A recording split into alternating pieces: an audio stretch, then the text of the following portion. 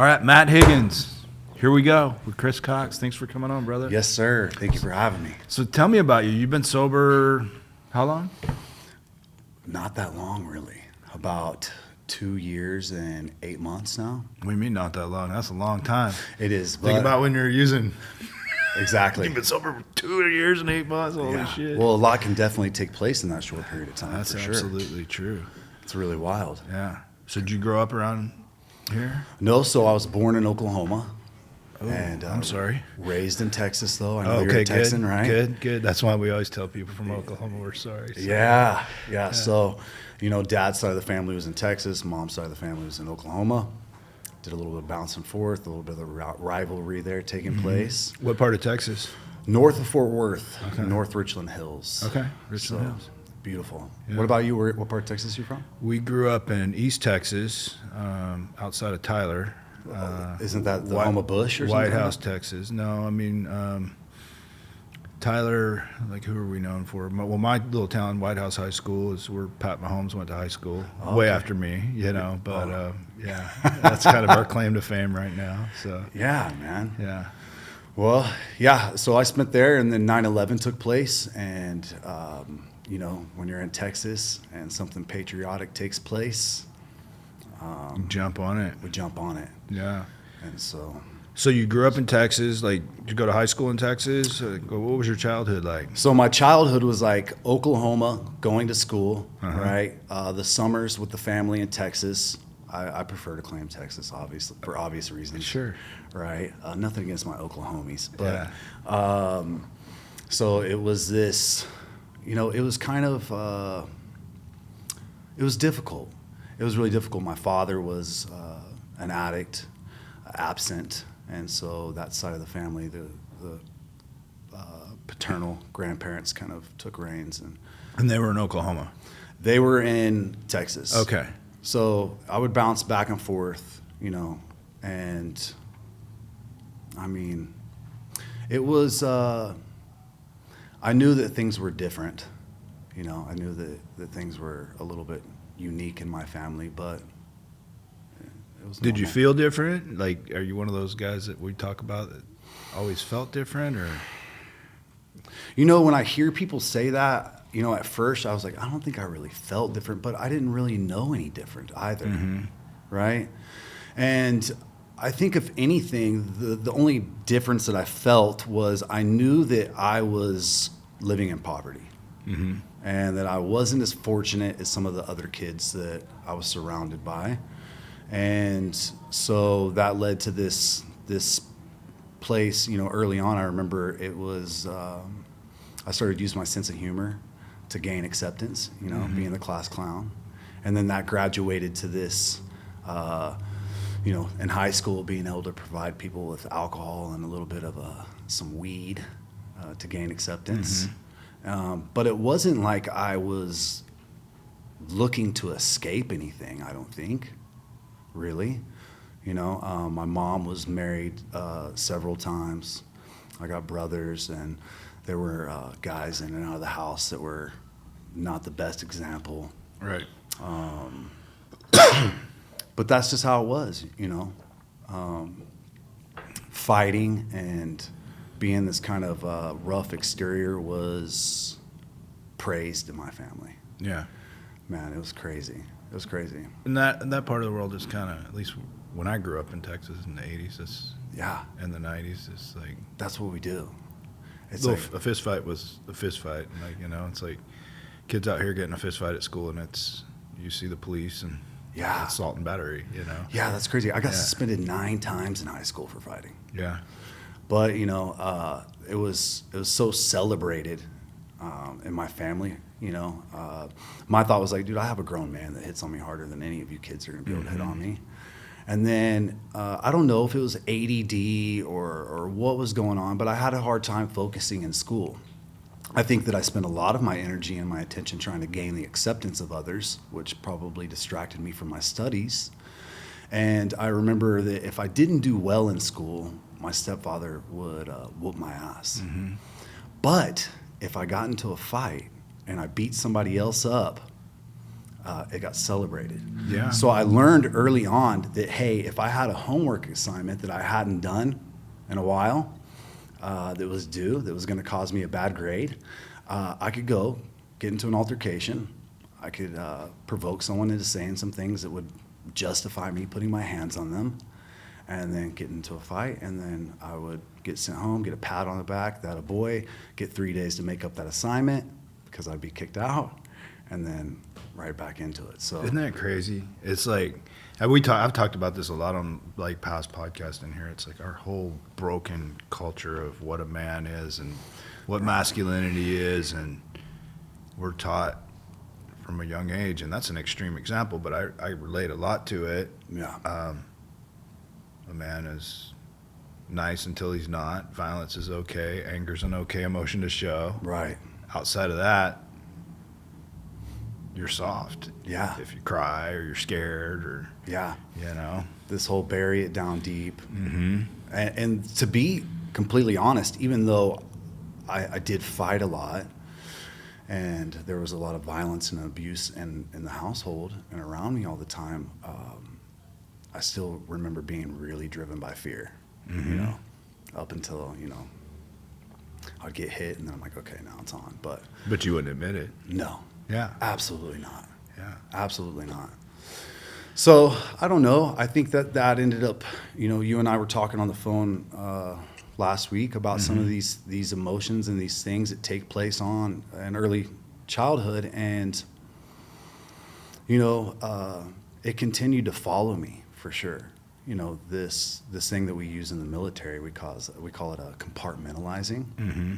I know that some of the first responders that you have that I work with also are familiar with this term, but this idea, and I think all of us really, and especially where we grew up, the time period we grew up, was like, hey, I don't care what you got going on, shove it to the back, and keep pressing forward. Yeah. And I don't know. I feel like that just kind of became second nature. You know, it became instinct, and I started to do that. I mean, unbeknownst to me, in every aspect of my life. Carried really. through. So you're in high school. Did you finish high school? I finished high school. Can you All right. believe it? So Yeah. when I hear that people didn't finish high school, I'm like, how is that possible? I never even went and I finished high school. Mm-hmm. But, you know, I think that they're like ranked 48 or something in the education Well, you had a system. strategy too. You got in a fight and Yeah. did your homework and then turned it in. Yeah. I had a So most guys don't have, that's good thinking, man. Yeah, That's man. good street hustle. So, Yeah. All right. So you get out of high school. What year was that? 2001. 2001. Okay. And then that was the same year 9/11 happened. Yeah. That's right. 9/11. 9/11/01, right? 9/11 kicked off. And so that happened in September. Yeah. So you had a summer out of high school. Yeah. And then tell me about that day for you. I mean, like everybody that Okay. we were older that day, like, because I remember that day very well for me. Tell me about that day for you. Well, you remember how I told you I didn't go to school much, right? Yeah. I was like, what are the Twin Towers? Right? I had no idea what they even were. Yeah. But then I remember I had this little summer gig as a maintenance guy in downtown Fort Worth, and I was riding around the golf cart. The guy next to me was like, "Hey man, did you hear the Twin Towers just been hit?" I was like, "What are the Twin Towers?" He's like, "Those big buildings in New York. Are they not all big?" He's like, "We're gonna go to the office and check this out." Yeah. So we ride over there, and we're watching it on TV. You know, the first plane had already hit, and then we're watching it, and that second plane hits. And And you're 18 years old. 18 watching years this. old, and I'm just like, what is happening? This is a movie. I don't even think we had that many action movies out yet that showed that kind of devastation, Yeah. right? I mean, Die Hard or something like that. Right. And I'm like, no way. This is crazy. And then, you know, we start hearing about this being a terrorist plot. And then, you know, the airways shut down. I remember it got really quiet. The flight path right there in Fort Worth is, you know, next to DFW. And everything was just really quiet. And Yeah, I think the whole country got eerily quiet. really quiet. I was over here in Newport, and it just Silence. nobody was going out. Nothing. Yeah, It we were was all so scared. wild. It was so wild. And I'm like, what does this mean? you know, what's about to happen? And then, you know, we hear about the Pentagon, and you start hearing about these other crashes, and you're like, what's next? You know, what's next? And the guy next to me, the other maintenance guy, he had served prior, and he was like, "That's it, man. I'm going back in." And I was like, "What do you mean? What's about to happen?" He's like, "We're gonna go kill these terrorists." And I was like, "Okay, I'm not really doing much with my life, you know. What does this entail?" Mm-hmm. You know. And so I started to think about joining. And then, to be completely honest, man, I was kind of driven by girls for a long time in my life. Mm-hmm. Sure. And some girl was like, "I think sailors have the hottest outfits, the uniforms." Mm-hmm. And I was like, "Well, I'm going in the Navy." Try to win this girl over. There you go. So You remember her name? her name was Shannon. Okay, so she had an impact on you. She had an impact. Not for that reason. Ended up kind of being different. Mm-hmm. I got you. So yeah, so I went in, and you know, my family was really supportive of this, Mm-hmm. and I shipped off the following February, and there I was. So it was one of those things that I felt very passionate about for the first time in my life, Yeah. which I can kind of now, looking back, realize that, man, honestly, I guess this is kind of feeling different, or this desire to feel a part of Mm-hmm. something. Yeah. And so for the first time in my life, I started to feel like I had a little bit of meaning and purpose. So So you joined, boot camp was in February, so you signed up? boot camp was in February, shipped out to Great Lakes, Illinois. I originally wanted to do, I went into the recruiting office, and it was so funny, man. The guy in there is like, "Okay, do you have any criminal record?" Thank God at that point I had not. And then he asked me, "How many times have you smoked marijuana?" And I was like, "I have no idea, dude." Mm-hmm. I'm like, "Are you kidding me?" And he was like, "Well, we're going to put 3, because if we put anything more than 3, then we can't send you overseas during your first deployment." And I was like, "All right, whatever, 3 times, cool." Mm-hmm. And I remember it was my buddy Jacob Lebsack. He was a Texas state wrestler, really gnarly dude. Him and I shipped off together, got put in the same little unit at boot camp, Great Lakes, Illinois, in the freezing cold, February. And so it began. At the recruiting office, the guy was like, "What do you want to do?" And I was like, "I don't know, something cool." You know? He was like, "You want to jump out of helicopters?" And I was like, "That sounds wonderful." Right.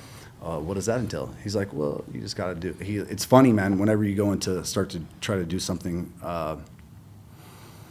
they just give you the PT requirements, you know. Mm-hmm. They're like, which is just the minimum required to get into a program, a certain program, and it's like, I think it was like 45 push-ups and 4 pull-ups, or Mm-hmm. you know, this low number that was easily obtained by me at that time, and I'm like, "Yeah, I got this." Mm-hmm. And got to boot camp, which was an experience in its own. I had no idea what was going on. For some reason, man, I think this is kind of carried on through a lot of part of my life. I've always felt like everybody kind of knew something I didn't. You know? Mm-hmm. I know that feeling. You know what I'm talking Yeah, about? I do. And so I get there, and it was like, I felt like for some reason these other recruits knew things that I didn't already. They knew the ranks and what to call the instructors, and you know, our Navy song, and like all this other stuff. And I'm like, I'm so lost, man. Mm-hmm. And since I was so lost, I did a lot of push-ups, which was fine. Yeah. Which was fine. And so I initially went in with the idea of doing combat search and rescue. And so I got shipped out of there and went to Pensacola. And man, I'll never forget, right before I was getting ready to leave, one of our instructors came up to me and Jacob, and he's like, "Hey, I heard you guys are going to Pensacola to become search and rescue swimmers." We're like, "Yeah." He goes, "Stay out of the strip clubs, and wear a condom.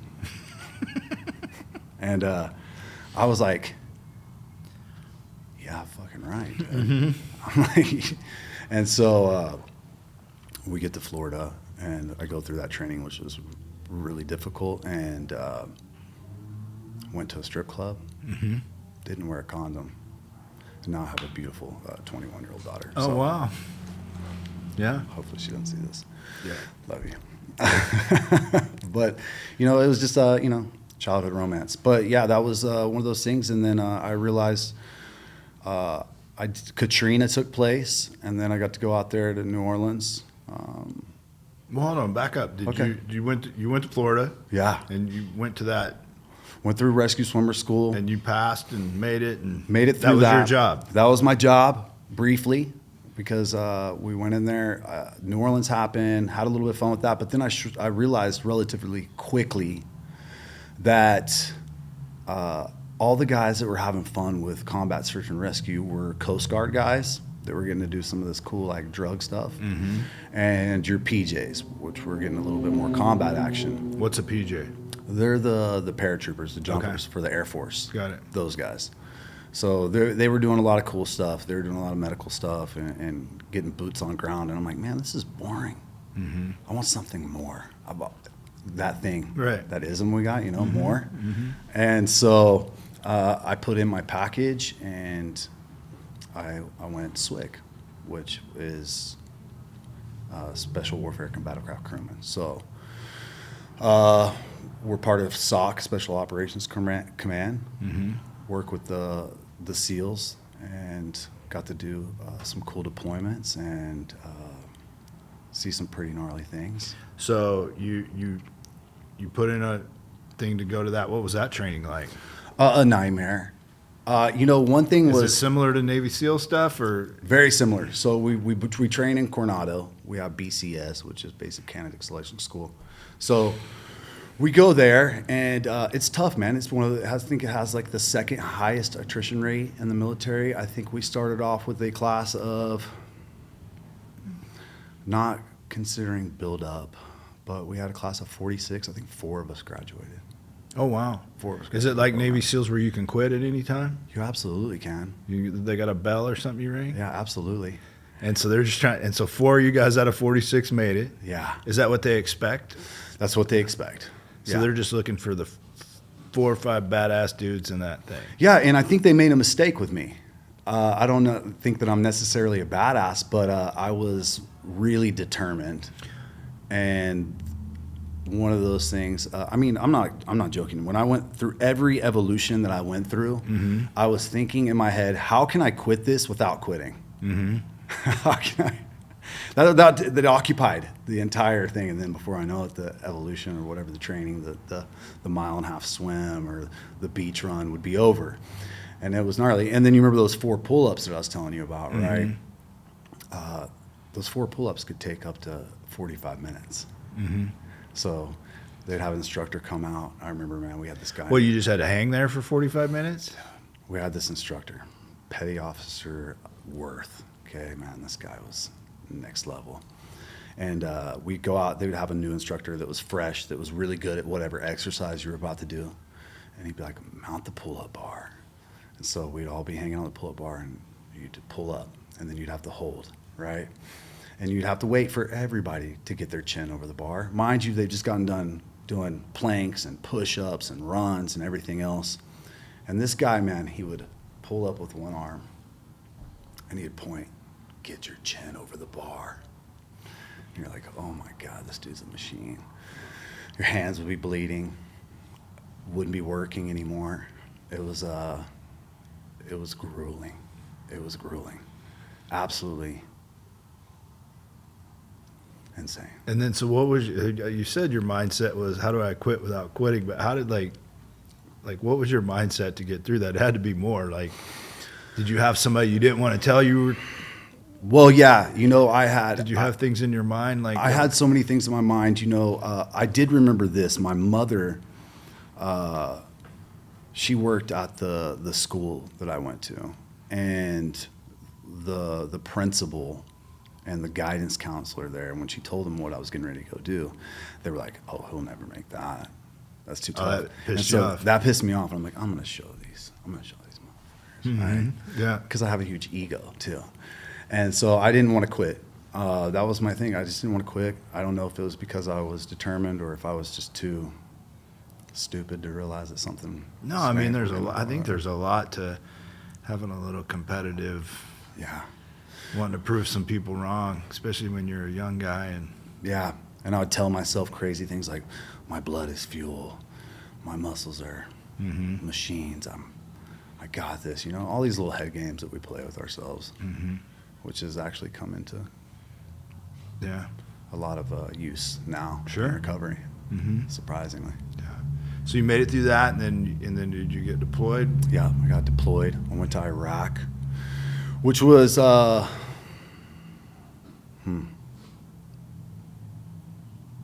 it was eye-opening. You know, I had this idea, you know, that patriotic movement that I believed was taking place, and this is where I started to question God, question a higher power.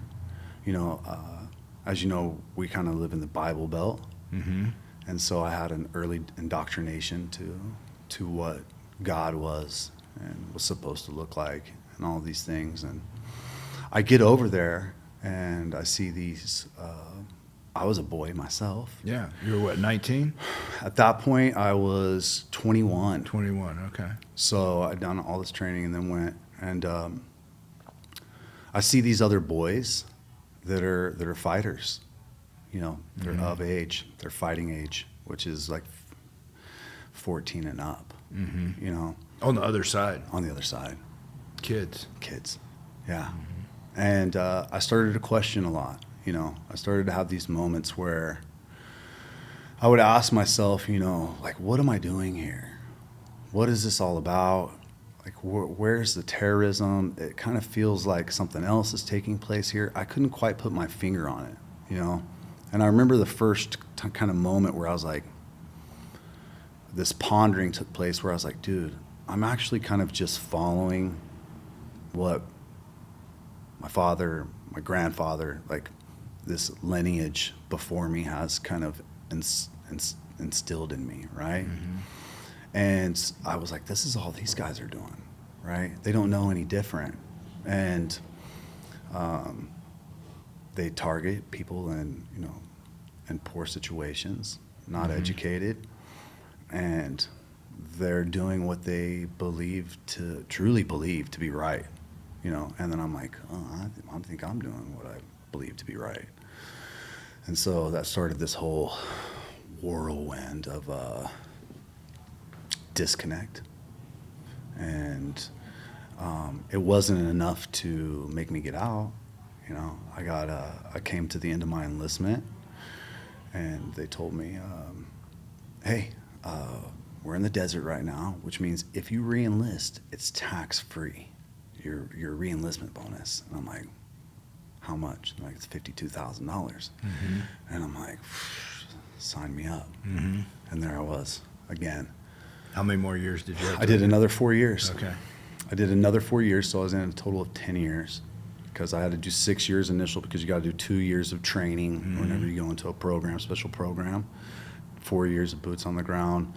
Thankfully, I got pretty lucky. My last tour was shore duty, as we call it, where I didn't have to deploy and I was just training guys. Then I got sent up to I went up to Patuxent River to help them out with some operations that they were doing over there. And I had gotten into a helo, an H-60 with a group of guys, and we went into a CAL, which is a confined area landing. We're just doing a training exercise. And we went into this CAL. They put wheels on the ground, and the crewman gave us to go ahead and jump out, right? Wheels on deck, go ahead. And as we were leaving, it appeared that the junior pilot had kind of pulled up on the collective, which makes the helicopter go up and down. And so it kind of slung shot us out of the helicopter and messed up my back, got some pretty gnarly injuries, started noticing some cognitive delays. And it's like, I don't know. It was pretty painful. A couple of guys broke some bones. And that was at the end of my enlistment. Yeah. So that was at the end. That was at the You end. mind if we back up a little bit? Let's back up, man. So you were in Iraq for a while. Yeah. How long were you in Iraq for? I went there for a year the first time, and then I went in, we would go in for sometimes a little 30-day, 60-day, or a 90-day, depending on what was at hand. What was needed? What was needed, yeah. And you guys were on missions with like the SEALs and Correct. specific kind of things. We got some recon guys in there. We got some EOD guys in there, and just kind of whatever was necessary. A lot of special insertion and extraction stuff. Mm-hmm. All right, taking guys into an area to where they need to get into a building and acquire a target or a person of interest. So your mindset early on was like, you realize, holy shit, I'm just doing the same thing these guys are doing, just on the other side of it. Yeah. They believe what they've been told. I'm believing what I'm told. Yeah. How did that affect you when you had to go? When it was on, it was time to go. Did you compartmentalize that? And That's where the you just put compartmentalizing that in the back of your head? really kicked into the back of the head. You know, it was a complete survival at that point. Mm-hmm. You know, and then there's a lot of I don't want to use the brainwashing because that sounds ridiculous, but positive affirmations or reinforcement. Right? I'm the best. I've been through the training. I know what I got to do. And then there was also a lot of, I started to really get a lot of hatred in my heart, honestly. For who?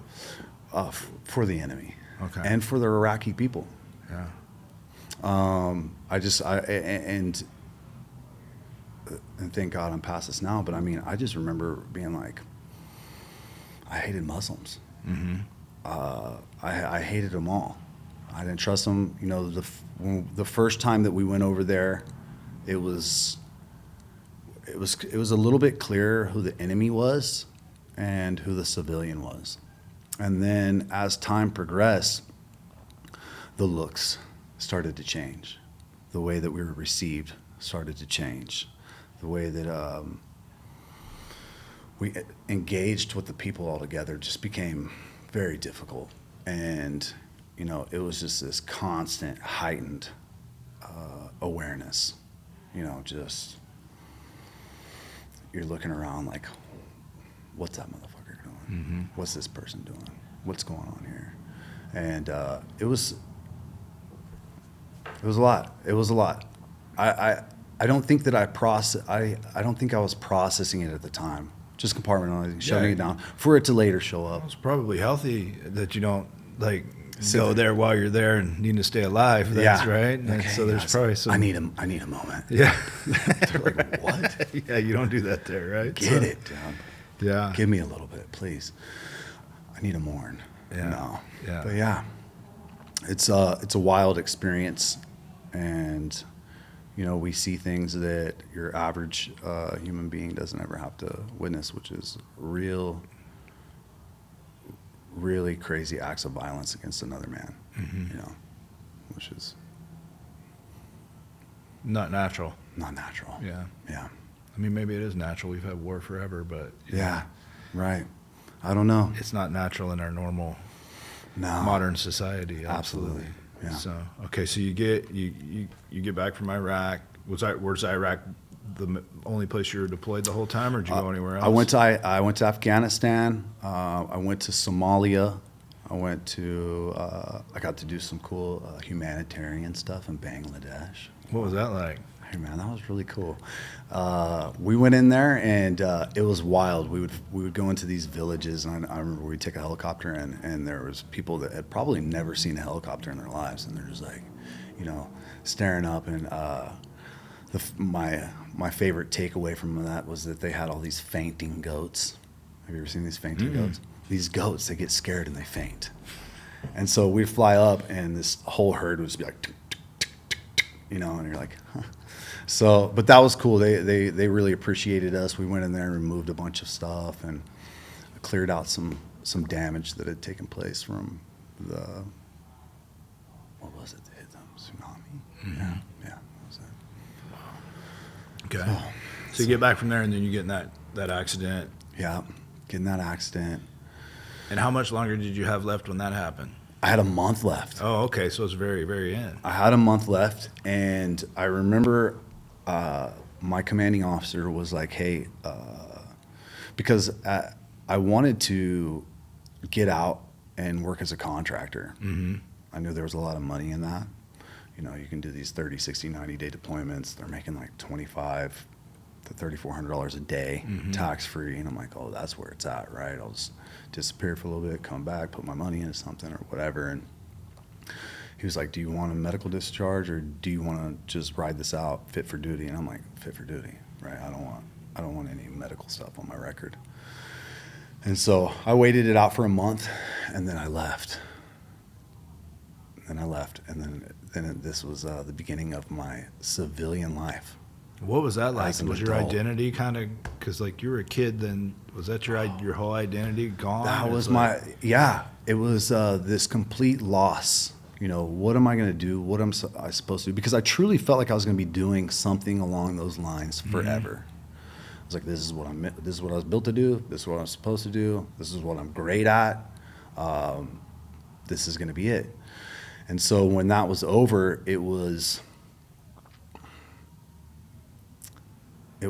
confusing. You know, I remember my brother had flown out to DC to meet me, and we drove cross country and drove to Texas. And that whole drive, I was just like, what am I going to do? You know, what am I going to do?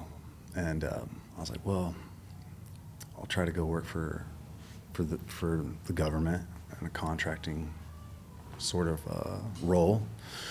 But then that was short-lived, very short-lived. Yeah, why is that?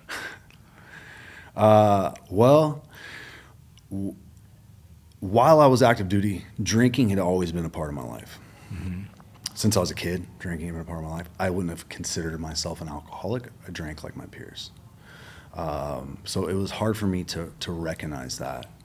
And the truth is, man, we would go, we would deploy, we'd come back, we would get drunk. We would train hard, drink hard. We did everything, you know. Extreme. Mm-hmm.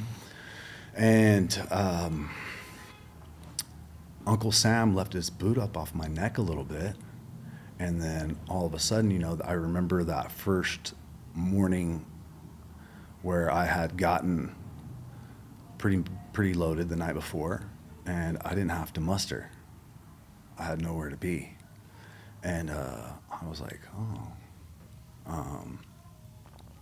which kind of continued the party, right? And I was like, I think I'm going to keep doing this for a little bit. Some other substances were introduced, and it was off to the races, man. It was off to the races. What were the other substances? You say that on here. It's a Okay. show about addiction. So Perfect. All right, yeah. good.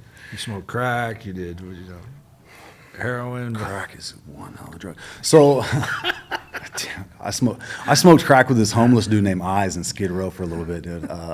He'd been out there 17 years. Cool. His name was man. Eyes? His name was Eyes. He's Nice. like, I've been out here 17 years, young blood. I was like, well, let me hit that pipe.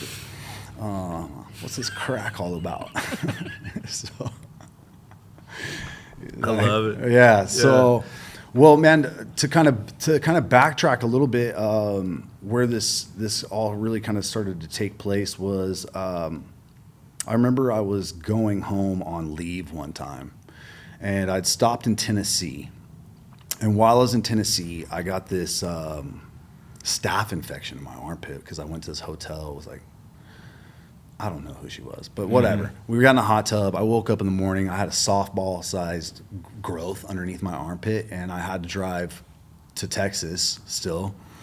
And I was like, fuck, dude, I'm driving along. Cop pulls me over like before I even got 3 blocks away from the hotel. Thankfully, I wasn't drunk or anything like that. And he's like, are you wasted? I'm like, no. I'm like, do you guys have any medical places around here that take TRICARE. I'm in the military. And the one thing about the military ID in Texas, Tennessee, Oklahoma, man, that thing's a get out of jail free ticket, dude. It is. I Right? got pulled over twice when I definitely should have gone to jail. Mm-hmm. And they were just like, do you have somebody you can call? Mm-hmm. But so I'm driving and I go into this clinic and they're like, we don't take TRICARE. And I'm like, fuck. Well, I had remembered that a couple of months back I had broken my toe with an ammo can. I dropped an ammo can on there and broke my toe, and they had given me a bunch of Vicodin. And I remembered I had Vicodin in the trunk, and I was like, I don't want to be sleepy though. I hadn't really experienced any. I hadn't taken Vicodin really before, and I'm like, dude, this is just too painful. I need to take something. So I got into my trunk and I ate a couple of those Vicodin, and dude, I talked to my grandfather for like 6 hours driving the rest of the way, man. I was like, this shit's great, right? And so fast forward, I get out, I'm drinking, and some other friends have some Vicodin and some Oxycontins and some other things, and I started participating in it. Cocaine. That was a fun one, which made me want a lot of other things that I wouldn't even be able to perform for in the first place. Sure. But, it got real messy, I started bartending, and I started just participating in that lifestyle. But everyone else around me seemed to do it a little bit better. They seemed to have, like, I don't know if they were normies. I'm sure there were a couple of us within the crowd, but it was a lot of late nights of, I remember going into work at the bar and being like, I'm not doing Coke tonight, and I'm not drinking tonight no matter what. And then someone would throw a bag on the counter, and I'd be in the walk-in, just piling it up my nose. And that continued for a couple of years, the cocaine and the alcohol. This was in Texas? No, so by the way, I ended up moving back to San Diego. Okay. So this was in San Diego, PB, bartending in downtown and in Pacific Beach, running around with all those guys. A lot of military presence there, a lot of my buddies that I served with, and a lot of us just were going absolutely insane. Yeah. We were complete savages. Lots of cocaine. I remember one time, I won't say his name, but he was a SEAL team officer. We went down to TJ, and thankfully he spoke a little Spanish, and so we acquired some quite a bit of cocaine, and the police had pulled up behind us while we were down there, and him and I are in the back seat. We don't have a straw. We don't have anything to sniff it with, and we're just like trying to shovel all the cocaine in our nose before they pull us over. They end up not even pulling us over. We show back up to the hotel party in Rosarito that we were supposed to be bringing the supply of cocaine to, with no drugs, and high out of our fucking minds. But yeah, this continued on for a long time. Everything in excess, and the solution for that was more of it. I didn't think I had a problem. I just thought that you weren't like me, and I could party harder and longer than you. Yeah, you were tougher, harder. Yeah. Don't you know? Yeah. I can do this better. I can do this better than you, man. I had this idea in my mind that the drunk was the guy with the stick in the knapsack. You remember those? The hobos. The hobos, you remember that? And then the addict was that guy that we see outside 7-Eleven talking to himself, right? It was really hard for me to identify or to relate to that at all. Because my ego told me, because of my training, because of my background, because of my upbringing, I could do this better than you. I just have to figure it out, which was completely false. I could get locked up better than you, I guess. I could overdose better. I don't know, man. But it got really dark. Not that quick. I moved to Arizona, where I started going to school, and I got into a relationship with a young lady. I was with her for almost 5 years. She had her shit together. She was normal. I was hiding my Oxycontin addiction at that point from her. And eventually I totaled her car high, And I was like, you got to get in the driver's seat. I got stuff on me, and I'm not on the insurance. And she was like, what the hell? And then I took off, and then she went back to her place where I was.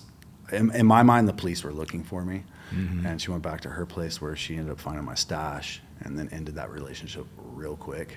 Right there, boom. Done. Yeah. Never spoke to me again. And I was like, this isn't what you do. When you love somebody, you're supposed to help them get better. She was like, you're fucking out of your mind, bro. And so that went on for a little bit. Then I started dabbling, and that's when I started realizing that the Oxycontin and the alcohol, I think this is when it really became clear that the Oxycontin and the alcohol and the cocaine wasn't just for physical abuse or physical pain and having a good time. This is probably the first time that I realized, oh, this helps with emotional pain. This is also blocking it and cutting me off from a lot of these other feelings that I don't want to deal with. Yeah. And that started to lead down a much darker road. I found myself back in Oklahoma eventually, and working for Halliburton, the oil company there, for a little bit. And this was probably the first time that drugs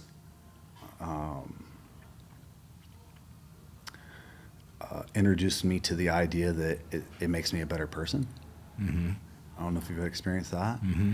I remember we were in Denton, Texas, and we were working on site, and at the time I was very dependent on the Oxycontin, and my dealer hit me up and he's like, I got it. And he was up in Moore, Oklahoma. And so after my shift, I got a Halliburton truck. I drove it up there from Denton, which took me quite a while. I think, what is that, like 4.5 hours, something like that? Somewhere around that, maybe 4. I drive up there. I get what I need. I do a little bit, smoke a little meth, because, I don't know, I was tired. Yeah. I get back to the hotel. Now, we work these long shifts from 4 a.m. to 7 p.m. And so by the time that I got back to Denton, I had maybe 45 minutes to an hour before I was supposed to muster up outside the hotel. And so I go up into the room. I get nice and high, rinse off real quick, put on some new coveralls. I get down there, muster up. I go to work. That day, the regional manager had come out and was surveying and watching everybody. And at the end of the day, he sends an email out to everyone in his region that more people needed to have my work ethic. Just give us some more math, right? Yeah. I was like, see, drugs make me better. I can outwork all of you. I'm better at this. And so that lasted until it didn't, because eventually, while it may actually make you a little bit more productive, when you don't have it, though, you're worthless. Started calling in sick, leaving the job site, and then they were like, what the fuck, dude? And so I quit before they could fire me, but they were definitely going to. And then started my life of crime. What was the life of crime? What was that like? Started stealing cars. Started selling MDMA, started selling cocaine. So how do you get into stealing cars? Where do you know to take the cars? Beautiful question, man. That was my question. I was like, why do people steal cars? Where do you take them? And someone informed me. So there was this Mexican guys that it didn't matter. I mean, after a certain year, certain make, they would offer you a little bit more money, but you go steal a car and get $1,000 to $2,000. Take it to their shop. They do whatever they do with it. And then if there was a newer car that you happen to get a hold of, you could get $5,000. And I'm like, dude, I can steal cars all day. I'm gonna be rolling in the dough. This is gonna be awesome.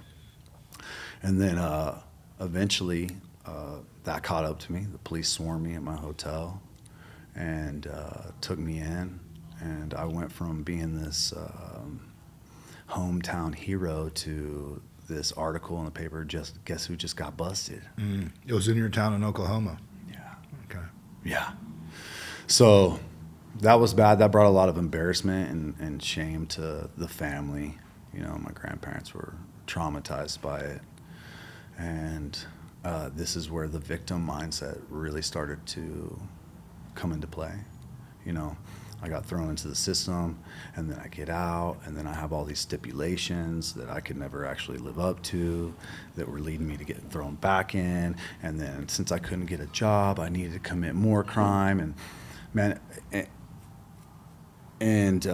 you know, it was like this whole, you know, if you guys would have just bailed me out and got me an attorney the first time, I wouldn't be in this situation. So fuck you.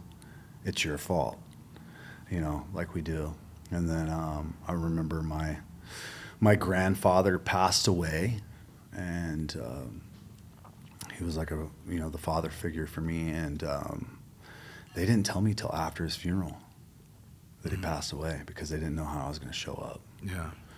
And sure, you know, as we do, that became more justification to me getting more loaded. Well, you know, fuck you guys. You guys didn't even tell me. Here I am getting more loaded. And then shortly after that, man, I found heroin. And then things got really dark. Really dark. I remember there was that crackdown on Big Pharma that was kind of taking place. My pill guy was like, dude, I can't get pills anymore, but I got some heroin. I'm like, dude, I'm not doing heroin. I'm like, I gotta shoot that shit up. And he's like, you can smoke it, and it's more organic. And I was like, organic? Organic, yeah. Okay.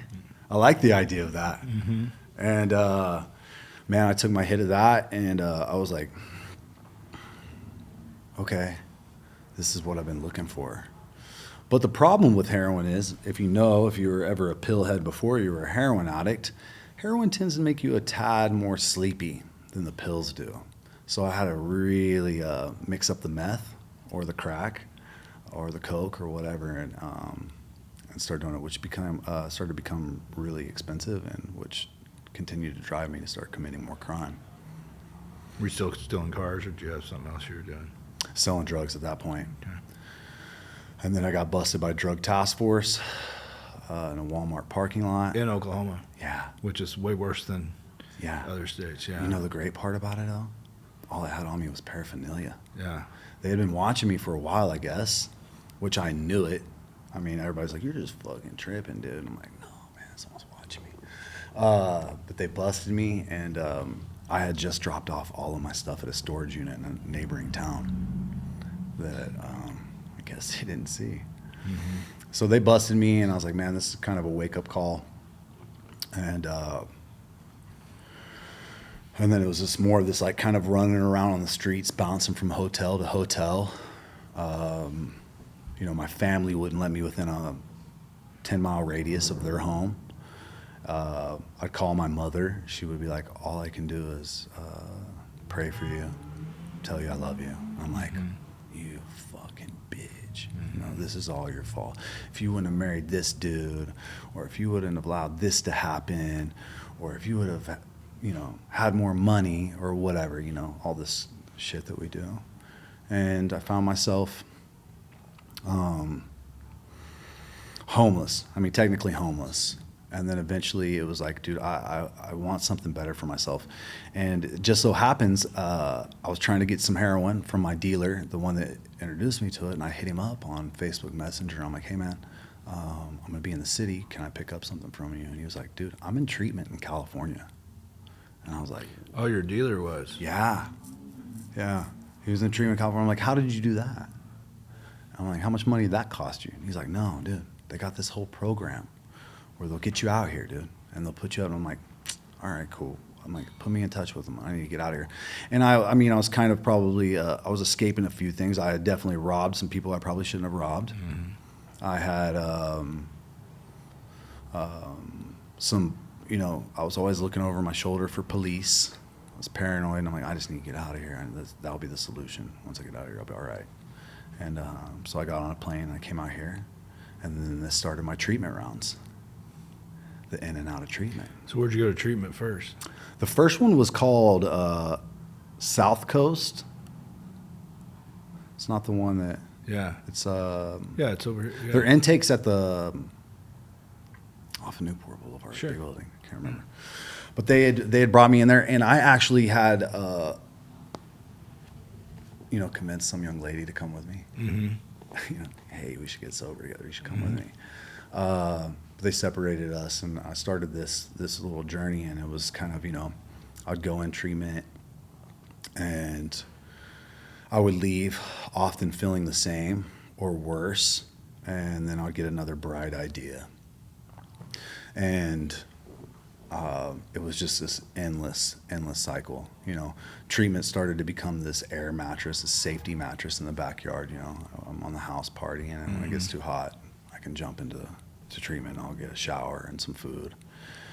And thankfully, I survived all that because, unbeknownst to me, along the way, I was getting little bits and pieces of the message. Seed was getting planted. Seeds were getting planted, and I'm one of the fortunate ones that have survived this. These in and outs. Sure.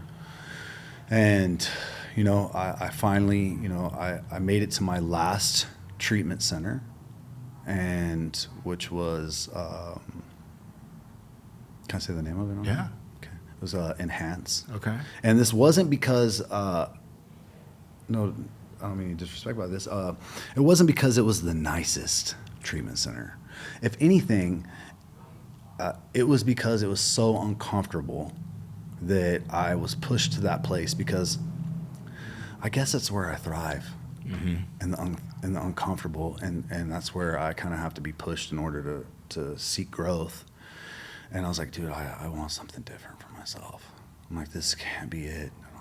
I'm like, at first, yeah, it was kind of cool. I see a lot of people, they come from like the middle of nowhere, America, they're little country towns and whatever got going on. And then all of a sudden they're thrown into this multi-million-dollar home in Southern California with a flat screen TV and food. And they're like, I could do this forever. And that's it. That's all they want for themselves.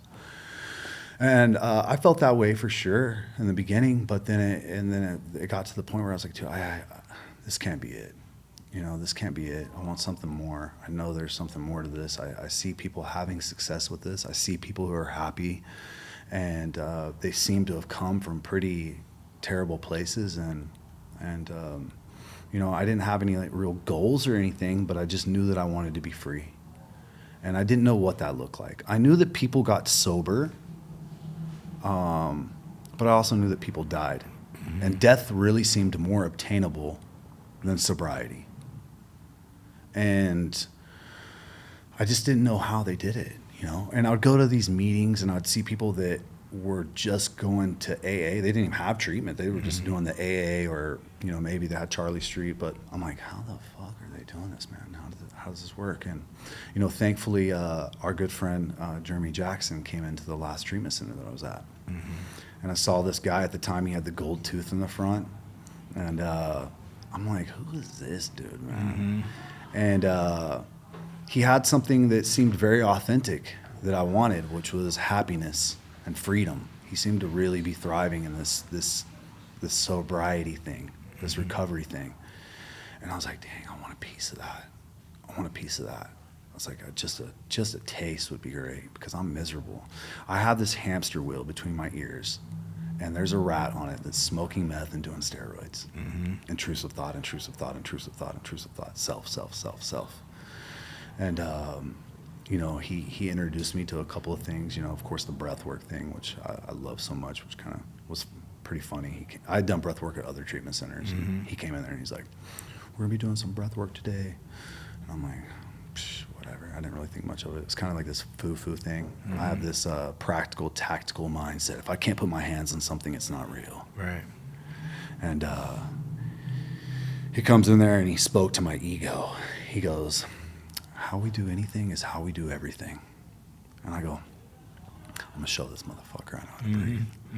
And so I surrendered to the process, and I had a really, really cool experience, man. I saw colors and faces and sacred geometry. I'm like, what? And then this idea that maybe the more I know, the more I know nothing. And maybe this guy's onto something. Maybe there's something else to this other stuff that they're talking about. And so I asked him to sponsor me, and I latched on pretty close. And this is where I started to really get a taste of this thing. I got introduced to Clifton and to Corey and to all these guys, and I was like, dang, man. Like, you meet Corey, who's like a street urchin, you know, who seemed to be really happy about life. And I was like, dang, dude, okay, maybe there's something to this thing. And honestly, I didn't know what was happening, and but I stayed really close, and I got introduced to The Golden Key by Emmett Fox, you know, which for those of you that don't know, he was the spiritual advisor for Bill W. And if you look at it, he's kind of talking about the same thing a lot of these philosophers and psychologists are all talking about, right? Carl Jung says, change the way you look at things, the things you look at change. And it's really about kind of changing our mindset. Mm-hmm. And that's the one thing that I try to get across to my guys that I work with, which isn't always easy. But the golden key is about, you know, taking this negative thought, you know, like, everything's shit or nothing's working out, and replacing it with a positive mantra, a statement of absolute truth, whatever it is. And Jeremy would come in every Friday to the treatment center and be like, hey, you practicing the golden key? And I'd be like, everything's falling together, nothing's falling apart. I just honestly was regurgitating something he said. I did not get know it or mean it. Yeah. No. And I'm like, kook, whatever, right? And I got once again surrendered and put into uncomfortability that forced me to really latch onto this thing. My last treatment center, I'm done, right? I had spent my PHP, IOP, part of the program, Netflixing, chilling, nothing else. Hitting the meetings whenever Jeremy could take me. And I had, like I said, I had been in a relationship with this female, and she had gotten pregnant. She had a baby. Come to find out the baby wasn't mine. Come to find out it was this dude in the sober living down the street. And I stayed with her.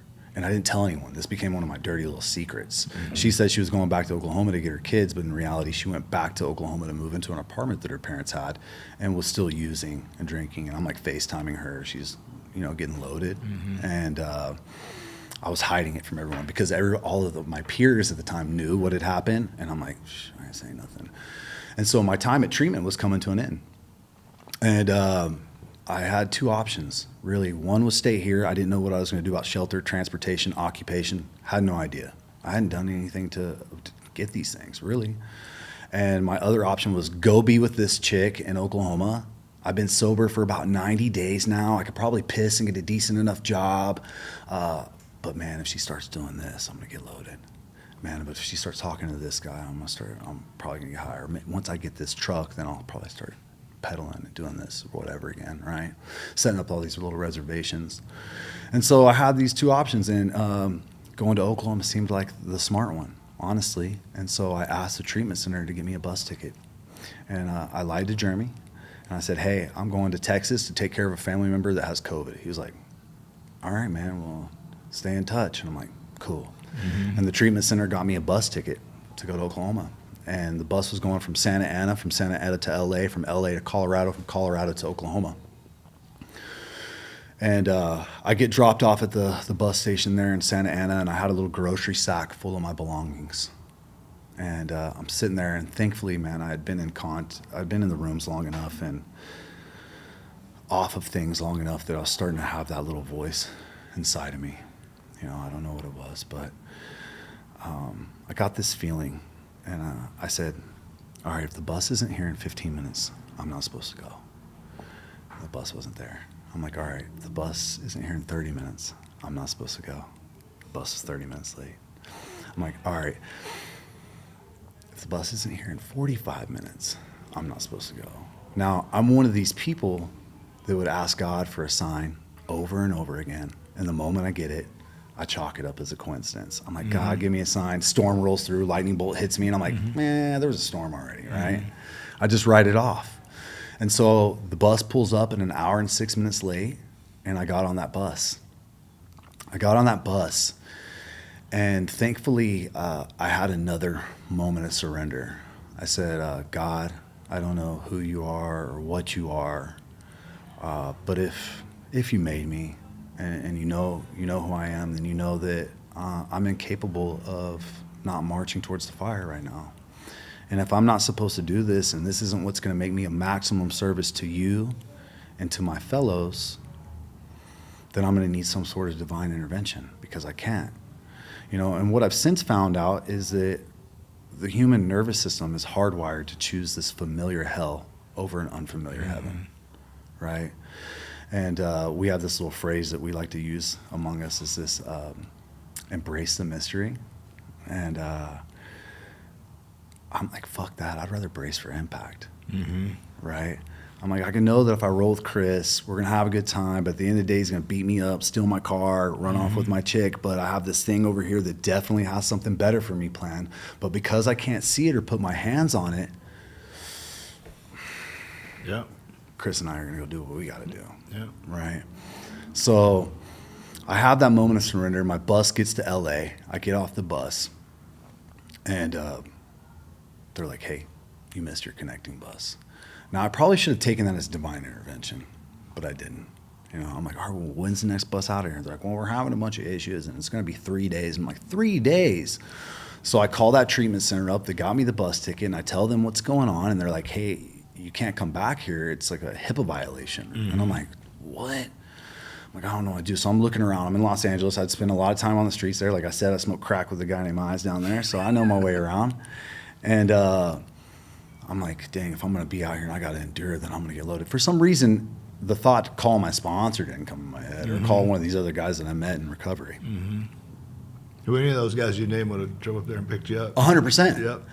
And so I'm like, what am I going to do? And I'm looking at these guys over there getting loaded, and then my phone rings, and it's the house manager for the sober living in that program. And he's like, dude, I don't want you on the streets. I'm going to get you a hotel for the 3 days, but you got to make me a promise. And I was like, whatever, what is it? And he's like, you're not programming, you're not doing anything. So if I get you a room, you just got to go to a meeting every day while you're here. And I was like, all right, deal. And so he gets me a room, and I go back to the room, and I did something that I thought I'd never do. I called Jeremy, and I told him the story that I just told you. And I go, man, I don't know what I'm going to do if I stay here, though. What am I going to do for, shelter, transportation, occupation? He goes, what he said actually pissed me off, man. He goes, why don't you try golden keying it? And I was like, you got to be fucking kidding me, dude. You mean by like changing my words and saying these little positive mantras or affirmations, everything's going to work out? And he's like, well, I don't know, man. You try it, and if not, keep going towards whatever you're going. And I'm like, you know what? Whatever, I have nothing else to lose. Let me see what happens. And so I called up a good friend of mine, Eric Mack, and I started to practice a couple of these things over here. This started this rewiring of the hardware between the ears, if you will. I started saying a couple of things that really kind of resonated with me, or at least that I remembered, and that was everything's falling together, nothing's falling apart, God's got me. The more I let go, the more I receive. And this was really exhausting because, like I said, I have this hamster wheel between my ears, the rat's on it, smoking meth, doing steroids, intrusive thought, intrusive thought, intrusive thought. So trying to change my thinking and the way that I looked at things was very difficult because I'd been operating on this old operating system for a long time. And it didn't matter how many times it failed me, it was still the system that I kept going back to. And so it was almost as exhausting as thinking about the problem at first, but I started doing it. I called Eric Mack, and he took me to a meeting. I go to that meeting that first day, and while I'm at the meeting, I run into Corey. And he comes up to me, he's like, hey, dude, I thought you were going to Oklahoma or Texas or something. And I go, everything's falling together, nothing's falling apart. He was like, okay. He's like, all right, that's great, but where are you staying? And I was like, I don't know, but God's got me. And he was like, he looked at me funny for a minute, and he goes, you know what, man? You're right. He does got you. He's like, I got this open bed at my sober living, and you can stay there. And I'm like, I don't have any money. He's like, we'll get it figured out. We'll work this out for you. And I'm like, whoa. This is where this, like, the idea behind this thing is, like, starting to take root a little bit, right? I'm like, oh, shit, maybe there's something to this. And that's what I think is, this was an important part of my growth here, because what I learned is that not only do I have to change the words in my head, but I also need to be mindful about what comes out of my mouth, right? Because if I'm over here and I'm going through something that I'm trying to get free of, and I'm trying to stop managing and controlling, and I want God to handle this and take care of this for me, to sit here and be doing this, and then, you know, you come up to me and ask me how things are going. In the past, what I'd have been like, he'd been like, hey, I thought you were going to go over to Texas. I said, yeah, I missed my connecting bus, and now this fucking bitch is tripping out, blah, blah, blah, blah, blah, blah, blah. And he would have been like, hey, well, I hope everything works out. And then me being who I am would have been like, see, I told you there's nothing to this thing. But what I found is that when I speak like that, I kind of remove the power from the phrase and the thing I'm trying to, I put myself right back in the old operating system. So it ends up being what I experience, failure. Love it. So I have the shelter provided for me, and I'm like, oh, there's something to this. Now I start doubling down on this. The next thing I do, I handed my phone over to Jeremy. I was like, hey, dude, you got to take my phone, because I'm over here texting. You know how ex-girlfriend text messages go. Paragraphs, dude. F you. I love you. Nah, I love you. F you. Just back and forth nonsense. And I was like, dude, you got to take this from me. I can't stop engaging. This is taking away from my ability to be present and stealing my serenity and practice this thing. He's like, all right, cool. And so I hand over the phone, and I go to a meeting the following night. And because I'm actually present, this is probably one of my first experiences of being present, because usually before, during, and after, I'm like this on there. I heard someone say something that I probably wouldn't have heard otherwise. And at the end of the meeting, someone said to me, hey, does anyone around here do electrical work? And I was like, hey, I know a little bit, I don't know a lot. It's Clifton. He goes, I just need someone tall enough that can reach these electrical ballast. I'm like, all right, cool, man. And so he picks me up, and because I had also surrendered the phone and I was practicing singing, and I was telling him about this experience, and he started dropping some knowledge on me. Started talking to me about Neville Goddard, Ram Dass, Carl Jung, Emmett Fox, Bill W. You know, he's dropping some knowledge on me, and I'm like, dang, dude. And I'm actually present, and I'm listening to him, right? I'm like, whoa, this is pretty cool, right? And at the end of our work shift, I'm like, hey, if you want, I'll just I'll take a bus. I'll take a bus over to your house, and that way you don't got to pick me up from the sober living. And he goes, you know what, man, this is crazy, right? Like I told you, I got felonies for stealing vehicles, okay? What he said to me next was crazy. He goes, I have this work truck that just sits in front of my house. You could drive it like it's yours. No strings attached. And I'm like, what? And he's like, when you find other work, you can keep using it. I'm like, what the fuck is happening? This is crazy. Within this little time period, man, those three things I was super worried about ended up being taken care of, right? And it started to solidify this belief and this idea that when I start to let go, the more I receive. You know, when I start to let go of my need to control things and determine the outcome, and I get enough of myself out of the way, I started getting exactly what I need to be okay. Yeah. You know, and the shelter was enough right there. The little scratch and the whip were kind of those were a bonus, you know. But I can't tell you how many times I've cut myself off from opportunities in my life because I so desperately needed it to be a certain way. I need this car, I need this chick, I need this job, I need this, and then I'll be okay. And I end up missing out on a whole lot because of that. You know, it's funny, I think that most of us alcoholics and addicts, I don't know about normal people, but we get so periscoped in on an idea or an outcome that we think we need in order to be okay, right? It's like, oh, I need this Lamborghini. Once I get this Lamborghini, it's going to be okay. And then something gets in the way of that, and we're like, and then we get this huge case of the fuck it's. Nothing ever works out, right? But as I start to practice these things, especially when it comes to step work and the principles and some of these other spiritual teachings that we dive into and start working on trauma and attachment styles and all this other stuff, you know, first I recommend getting just the 12 steps down and then looking at the rest of the stuff. But what happens is I start to expand my field of vision. And then I can start to see that the universe or God or whatever it is over trying to give me a Honda so I can drive back and forth to work to build up the credit to get into position to buy a Lamborghini. But what I usually end up finding out during that is I don't even want the Lamborghini. Mm-hmm. It's a distraction. Yeah. I'm okay. And, this is, that opened me up to the steps. I had some, what I would think are miraculous things take place in a very short time with this changing the way that I think. And then this cracked open the door for me to get my work in with the steps. And then that started to really change everything. It was like it just yanked my jaw open and started to breathe life into me. Mm-hmm. And like I was telling you earlier, I deleted a lot of my social media apps, and man, I'm reading books, which is crazy. Okay, I don't say that to brag. It's just insane. I don't read. I never have been a reader. I'd rather punch my way out of something, or have someone else explain something on a slideshow. That's about the extent of it. But I've started to realize, man, that the big book has kind of really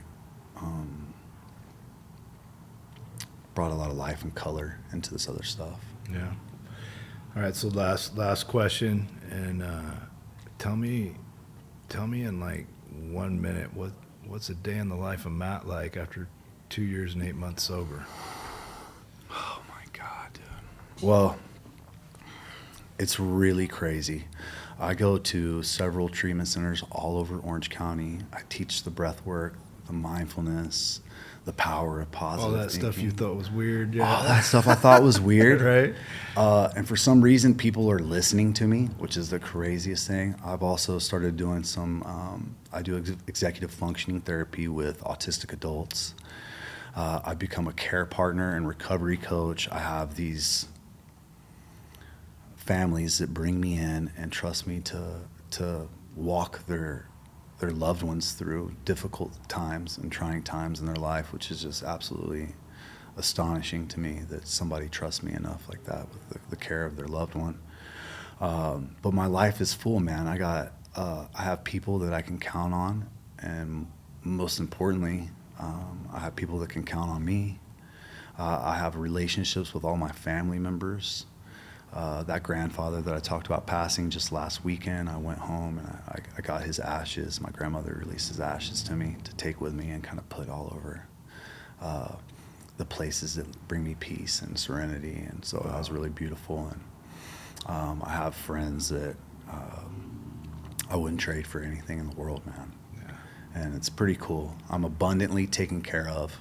And then I got, friends like you that are calling me up saying, hey, come on a podcast. I'm like, what is happening, man? What is taking place? This is crazy. So, well, thanks so much for coming on. I appreciate you. That was awesome. Thanks, brother. All right, man.